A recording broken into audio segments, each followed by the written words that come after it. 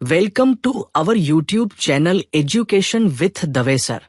જલ્દીથી વિડીયોને લાઇક કરો, શેર કરો અને સબસ્ક્રાઇબ કરો. ચાલો આજે એક એવા ક્રાંતિકારીની વાત કરીએ જે ક્યારે મંચ પર નહોતા ચડ્યા, જેમના નામના ક્યારે નારા નહોતા લાગ્યા, પણ જેમણે છતાંય એક આખા પ્રદેશનું નસીબ બદલી નાખ્યું. આ વાર્તા છે એક શાંત ક્રાંતિકારીની, જેમના કામનો અવાજ એમના શબ્દો કરતાં ક્યાંય વધારે ગૂંજતો હતો. આ કોઈ સામાન્ય વખાણ નથી હો. આ શબ્દો કોના છે ખબર છે?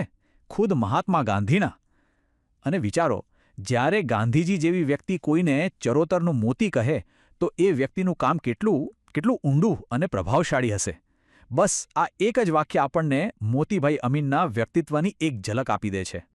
તો તરત જ મનમાં સવાલ થાય કે ભાઈ, કોણ હતા આ માણસ જેમને આટલું મોટું બિરુદ મળ્યું પણ એ હંમેશા પ્રસિદ્ધિથી, લાઇમલાઇટથી દૂર જ રહ્યા? ચાલો એમની આ અનોખી જીવનયાત્રાને થોડી નજીકથી જોઈએ અને સમજીએ કે કેવી રીતે એક નમ્ર વ્યક્તિ પણ સમાજમાં કેટલા મોટા પરિવર્તનનો પાયો નાખી શકે છે. તો ચાલો શરૂઆત કરીએ એમના પરિચયથી. કોણ હતા આ ચરોતરનું મોતી?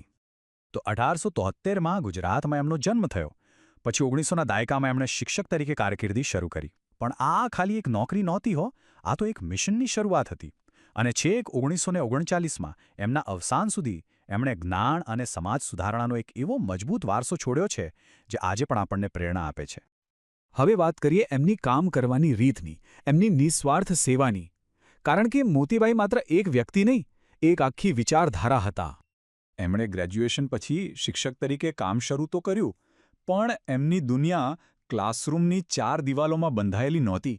ના, એ તો બરાબર સમજતા હતા કે સાચું શિક્ષણ તો પુસ્તકોની બહાર, સમાજની વચ્ચે જ મળે છે. એમનું મિશન ખાલી વિદ્યાર્થીઓને ભણાવવાનું નહોતું, આખા સમાજને શિક્ષિત કરવાનું હતું. એમનો સિદ્ધાંત એકદમ સાફ હતો. સભાઓ, સમારંભો, મોટા મોટા ભાષણો, આ બધાથી દૂર રહેવાનું. બસ ચૂપચાપ કામ કરવાનું. અને આ જ વાત એમને સાચા કર્મયોગી બનાવે છે. એ માનતા હતા કે પરિવર્તનનો અવાજ શાંત હોય છે. સાચું કામ ક્યારે પ્રસિદ્ધિની રાહ નથી જોતું. શિક્ષણથી સમાજ બદલાય, એ તો એમને ખબર હતી. પણ એ શિક્ષણનું ઇંધન શું? પુસ્તકો. અને બસ અહીંથી જ શરૂ થાય છે એમની સૌથી મોટી ક્રાંતિ. જ્ઞાનના દીવાને દરેક ઘર સુધી પહોંચાડવાનો એમનો મહાયજ્ઞ. સ્ક્રીન પર આ આંકડો જુઓ, 400. આ ખાલી એક નંબર નથી, આ એક આખી ક્રાંતિ છે. પણ સવાલ એ છે કે આ 400 છે શું? જવાબ છે 400 પુસ્તકાલયો. અને સાંભળો, આ કોઈ 10-20 વર્ષમાં નથી થયું. મોતીભાઈએ ફક્ત 2 વર્ષમાં, જી હા, માત્ર 2 જ વર્ષમાં વડોદરા રાજ્યના ખૂણે ખૂણામાં જ્ઞાનના 400 મંદિરો સ્થાપી દીધા. વિચારો, આ કોઈ નાનીસૂની સિદ્ધિ નથી, આ તો એક શૈક્ષણિક ક્રાંતિ હતી. એમની ઈચ્છાશક્તિનો આનાથી મોટો પુરાવો બીજો કયો હોઈ શકે? પણ એમની દ્રષ્ટિ અહીં જ ન અટકી. એમને ખબર હતી કે દરેક ગામમાં પુસ્તકાલય બનાવવું કદાચ શક્ય ન બને. તો એમણે એક જબરદસ્ત આઈડિયા કાઢ્યો.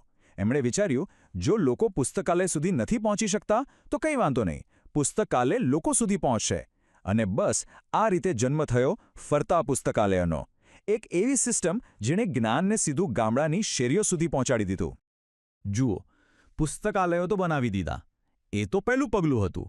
પણ લોકોને ત્યાં સુધી લાવવા કઈ રીતે, એમને વાંચવા માટે પ્રેરિત કઈ રીતે કરવા, એના માટે એમણે પુસ્તકાલય નામનું એક મેગેઝિન શરૂ કર્યું.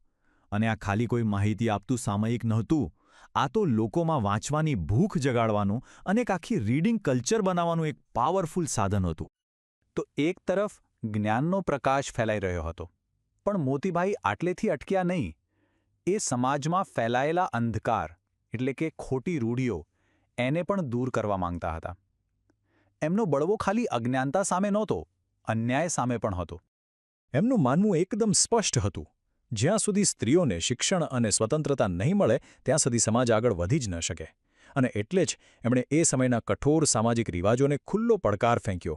ખાલી વાતો નહીં, એમણે તો સમાજની જૂની પ્રથાઓ સામે સીધો જ બળવો પોકાર્યો હતો. એમની કામ કરવાની રીત કેવી હતી, એનું આનાથી સારું ઉદાહરણ કદાચ નહીં મળે. થયું એવું કે એમણે જોયું કે એક અન્યાયી રિવાજને કારણે સ્ત્રીઓ પગરખાં નથી પહેરી શકતી.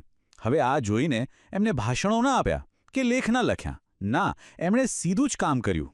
એમણે શરૂ કરી પગરખાંની પરબ, એક એવી જગ્યા જ્યાંથી દરેક જરૂરિયાતમંદ સ્ત્રીને મફતમાં પગરખાં મળી શકે. કેટલું નાનું પણ કેટલું શક્તિશાળી અને માનવતાવાદી પગલું હતું આ. પુસ્તકાલયો, શિક્ષણ, સમાજ સુધારણા, મોતીભાઈનું કામ કેટલું બહોળું હતું. તો ચાલો હવે અંતમાં એમના એ અમર વારસા પર એક નજર કરીએ જે તેઓ આપણી માટે છોડીને ગયા છે. એમને જે બિરુદો મળ્યા છે ને એ જ એમના જીવન કાર્યનો આખો સાર કહી દે છે.